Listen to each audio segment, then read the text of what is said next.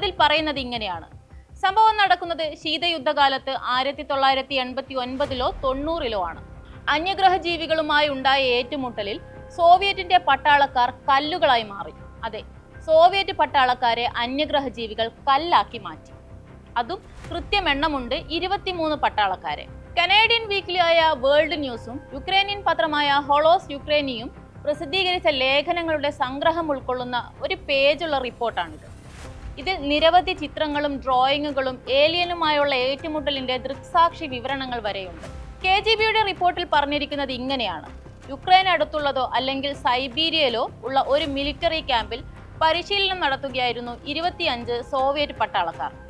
ഇവരുടെ തലയ്ക്ക് മുകളിലൂടെ ഒരു സോസറിന്റെ ആകൃതിയിലുള്ള പറക്കും തളിക താഴ്ന്നു വന്നു. കേൾക്കുമ്പോൾ ബാലരമയിലോ ബാലഭൂമിയിലോ ഒക്കെ പണ്ട് വായിച്ച പറക്കും തളികയും അതിൽ നിന്ന് ഇറങ്ങി വരുന്ന വിചിത്ര രൂപത്തിലുള്ള അന്യഗ്രഹ ജീവികളുമൊക്കെ ഓർമ്മ വരുന്നെങ്കിൽ തീർത്തും സ്വാഭാവികമെന്ന് മാത്രമേ പറയാനുള്ളൂ. ഇനി പട്ടാളക്കാരുടെ തലയ്ക്ക് മുകളിൽ കണ്ട പറക്കും തളികയിലേക്ക് തിരിച്ചു വരാം.